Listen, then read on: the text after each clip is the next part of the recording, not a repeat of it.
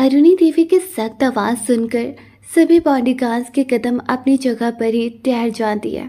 अरुणी देवी के ऐसे रोकने पर आदित्य को भी कुछ समझ नहीं आता, तो वह काफी असमंजस में अपनी दादी को देखने लगता है। अरुणी देवी थोड़ी ऊंची आवाज में कहती है, आदि, आप काव्या को लेकर आइए। हम घर पर आप दोनों के आने का इंतजार करेंगे। इतना बोलकर सारे बॉडीगार्ड्स को अपने साथ जाने का इशारा कर दिया और खुद गाड़ी में बैठकर निकल जाती है। इस वक्त वहां पर रॉकी के सिवाय कोई नहीं था। आदित्य रॉकी को एक नज़र देखकर कार में बैठने के लिए कहता है और खुद काव्या के पीछे चला जाता है। काव्या वापस जाने के ख्याल से डर कर बस बहुत दूर भागना चाहती थी।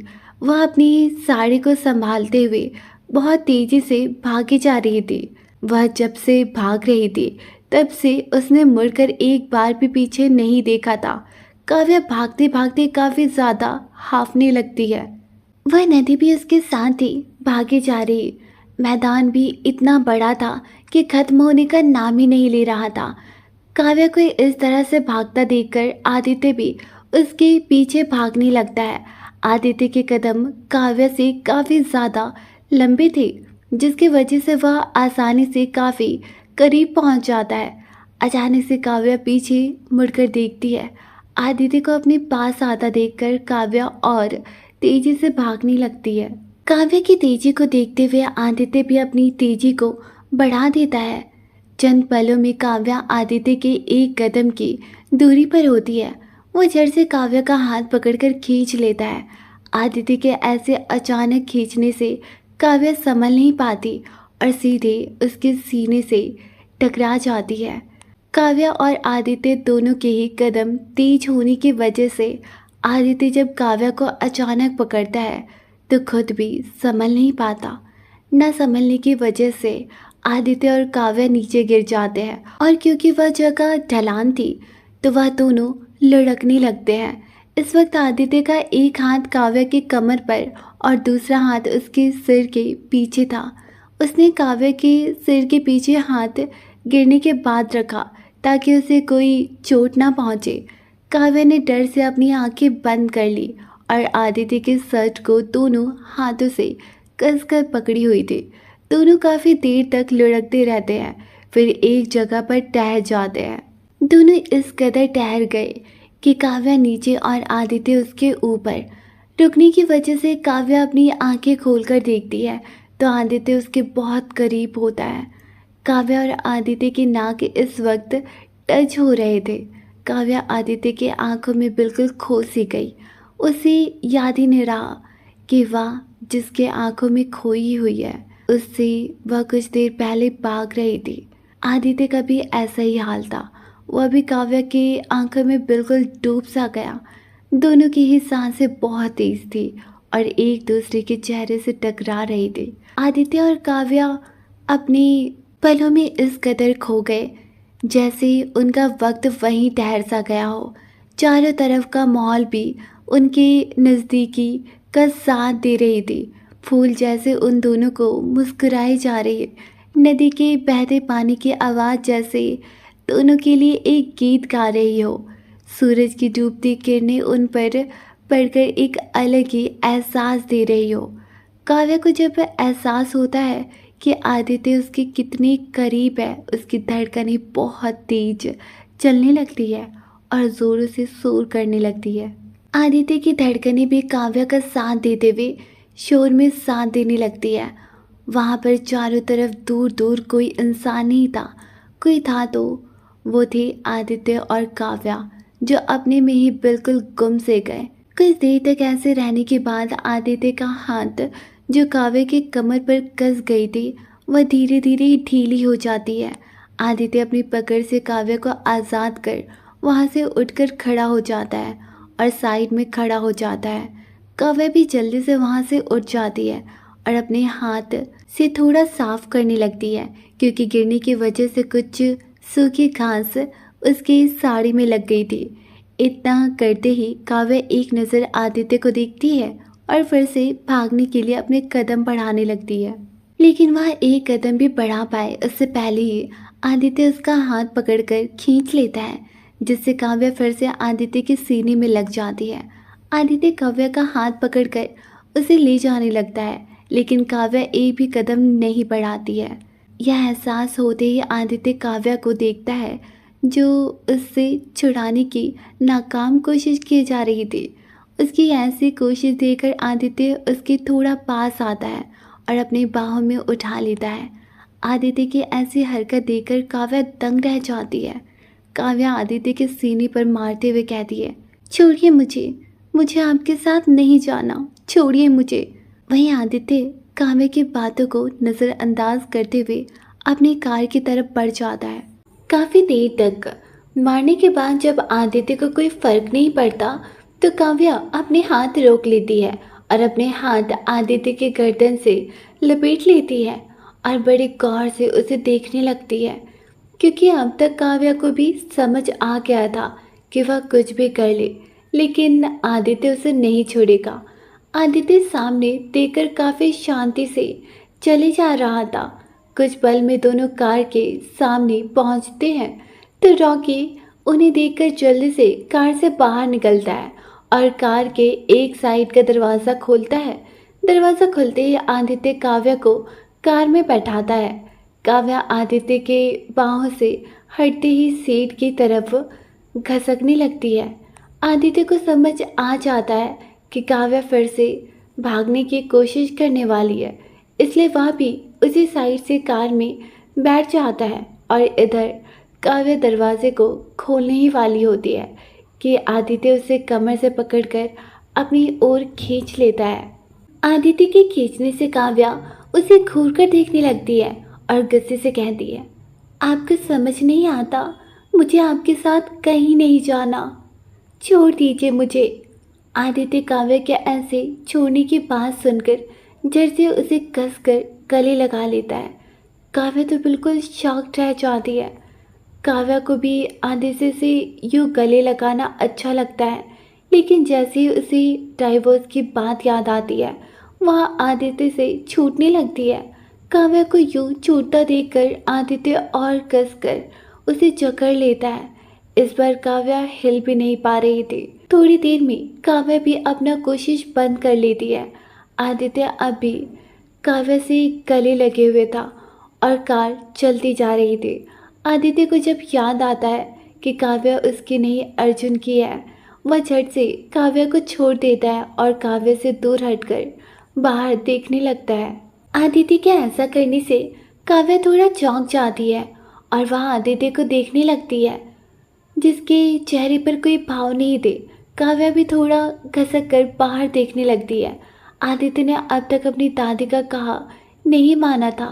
उसका दिमाग उसे ये बात मानने को तैयार ही नहीं था कि काव्या उसकी है। आदित्य की नज़र में काव्या अभी अर्जुन की थी। थोड़ी देर बाद कार सिंघानिया विला के बाहर रुकती है। आदित्य कार से बाहर आकर काव्या के साइड चला जाता है। काव्या बूझे मन से कार से बाहर आती है। दोनों विला के अंदर जाते हैं। जैसे ही दोनों दरवाजे पर पहुंचते हैं, अनुराग काव्या को जड़ से अपने गले लगा लेता है और कहता है, भाभी अब कहाँ चली गई थी। अनुराग के ऐसे करने और कहने पर काव्या बुत बनकर खड़ी रह जाती है। वह सामने देखती है तो सारा परिवार उसे ही देख रहा होता है। अनुराग काव्या से अलग होकर काव्या का हाथ पकड़कर उसे अंदर ले आता है और विशाखा जी काव्या के पास आकर उसे गाल पर हाथ रखकर कहती है, काव्या आप ठीक है ना। काव्या उनके हाथों को झटकते हुए गुस्से से कहती है, मत कीजिए मुझसे इतना प्यार, मैं आप सभी के लिए सिर्फ और सिर्फ एक खतरा हूँ। काव्या के ऐसे कहने पर सभी लोग चौंक जाते हैं। सब कोई उसे हैरानी से देखने लगते हैं। आज काव्या अपने दिल में छुपे दर्द को बाहर निकाल रही थी।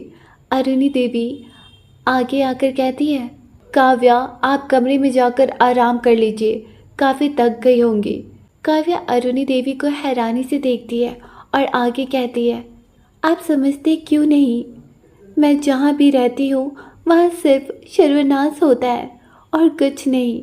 इतना बोलते बोलते उसकी आंखों से आंसू बहने लगते हैं और वह रोते हुए कहती है, मेरी वजह से मेरे माँ पापा मुझे छोड़कर चले गए और फिर दादी। फिर सबकी तरफ देखते हुए कहती है, और आपकी बड़ी बेटी अर्जुन की हालत भी तो सिर्फ मेरी वजह से हुई है। आपने देखा नहीं, जब से मैंने आपके घर में कदम रखा है तब से आपको सिर्फ दर्द ही मिला है। फिर थोड़ा रुककर अरुणी देवी को देखते हुए कहती है, दादी की तो आखिरी इच्छा यही थी ना कि मैं उनके सामने सुहागन के रूप में जाऊं। उनकी इच्छा तो अब पूरी हो चुकी है, तो फिर आप मुझे यहाँ लेकर क्यों आई है? क्यों अपने परिवार को खतरे में डालना चाहती है? ऐसे ही रोते रोते काव्या फर्श पर बैठ जाती है और बड़बड़ाने लगती है, चले जाने दीजिए मुझे यहाँ से। मैं आपके लिए खतरे के सिवाय कुछ नहीं हूँ, सिर्फ खतरा हूँ। इतना बोलते बोलते काव्या बेहोश होकर फर्श पर गिर जाती है। काव्या को ऐसे देखकर सभी के दिल में एक अजीब सा दर्द उठता है। भले ही काव्या किसी भी रीज़न से इस परिवार से जुड़ी, लेकिन अब सभी उसे दिल से जोड़ चुके थे। अनुराग को काफ़ी ज़्यादा काव्या से जुड़ चुका था। अपनी माँ के समाने वह काव्या को समझता था। काव्या के फर्श पर गिरते ही अनुराग दौड़कर काव्या के पास जाता है और फर्श पर बैठकर काव्या को पकड़ लेता है। सौरभ भी काव्या के पास जाकर उसे चेक करने लगता है। सौरभ सबकी तरफ देखकर कहता है, ज़्यादा स्ट्रेस लेने की वजह से बेहोश हो गई है और शायद कल से भाभी ने कुछ नहीं खाया है, जिसके वजह से यह बहुत वीक हो गई है। अरुणी देवी आदित्य से कहती है, आदि, आप काव्या को लेकर कमरे में जाइए। आदित्य अरुणी देवी के कहते ही अपनी जगह से बढ़कर काव्या को गोद में उठाकर सीढ़ियों से ऊपर ले जाता है। सभी लोग काव्या को ही देख रहे थे। तभी अचानक पृथ्वीराज जी कहते हैं, माँ, काव्या ये क्या कह रही थी? उसकी वजह से उसके माँ पापा की मौत हो गई। अरुणी देवी गहरी सांस लेते हुए कहती है, मैं वही पता लगाने की कोशिश कर रही हूँ। काव्या ने मुझे बताया कि उनके घर पर अचानक हमला हो गया था और किसी ने काव्या के माता पिता को मार दिया। उस वक्त काव्या मंदिर गई हुई थी और काव्या घर पर अपने माँ पापा के साथ थी। काव्या ने उन लोगों को अपने माँ पापा को मारते हुए देखा था। अरुणी देवी सबको देखते हुए कहती है, शादी में जिसने हमला किया था वो वही लोग थे, लेकिन उनके मेन लीडर का अब तक पता नहीं चला। सभी लोग बस अरुणी देवी की हर बातों को गौर से सुने जा रहे थे। काव्या के दर्द को महसूस करने की कोशिश किए जा रहे थे। दर्द उनका भी कम नहीं था, लेकिन काव्या ने तो अपने पूरे परिवार को खो दिया, जो किसी के लिए इतना आसान नहीं होता संभलना। सभी को काव्या के लिए बहुत बुरा लगता है। वो सब उसके दर्द को दूर करने की कोशिश कर सकते, लेकिन मिटा नहीं सकते। वहीं आदित्य काव्या को कमरे में लेकर आता है और उसे बेड पर लिटा देता है। उसे अच्छे से चादर से कवर कर लेता है और उसके पास बैठकर उसे बहुत गौर से देखने लगता है।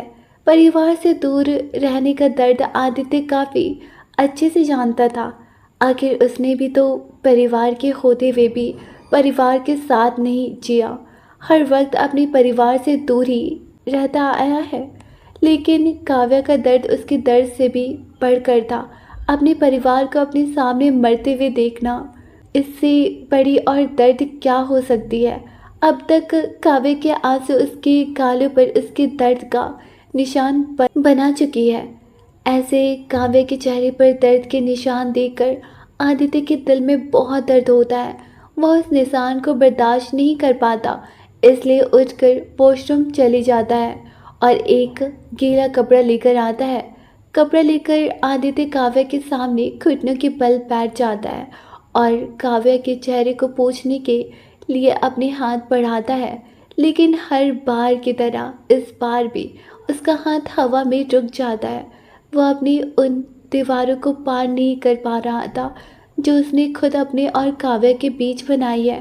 वह अपनी दुल्हन, साथी, पत्नी को अपनाने की थोड़ी भी हिम्मत नहीं कर पा रहा है। वह अपने हाथों को हमेशा की तरह दूर कर देता है और वहाँ से उठकर काव्या से बहुत दूर जाने की तमन्ना लिए चला जाता है। काव्या बस अपनी बेहोशी में पूरी तरह खोई हुई सी थी। आदित्य सीधे अपनी स्टडी रूम में चला जाता है और सोफे पर बैठकर गहरी सोच में चला जाता है। हर तरफ बादलों से घिरा एक जगह, जहाँ बादल पैर के नीचे, वहाँ एक बूढ़ी औरत, एक 40 साल की औरत और एक आदमी सफ़ेद कपड़ों में सामने एक लड़के को देखकर मुस्कुराए जा रहे हैं। वो औरत उस लड़की को प्यार से देखती है और कहती है, काव्या। काव्या नाम सुनते ही वह लड़की, मतलब काव्या, दौड़कर उनकी तरफ जाती है, लेकिन जैसे ही वह उनके करीब पहुंचती है वैसे ही वह सब दूर हो जाते हैं। काव्या अपने माँ पापा को सामने देखकर रोते हुए कहती है, आखिर क्यों क्यों आपने हमें इस दुनिया में अकेला छोड़ दिया? हमें भी आपके साथ लेकर चले जाते। आखिर ऐसी कौन सी गलती कर दी हमने जो आप हमें यूँ अकेला छोड़कर चले गए? तभी काव्या के पापा उसे समझाते हुए कहते हैं, बच्चा, अगर आप इस तरह दर्द में जीती रही तो हम मरने के बाद भी तड़पते रहेंगे। क्या आप चाहते हैं कि हम ऐसे तड़पे? काव्या जल्दी से ना में सिर हिलाते हुए जवाब दिया,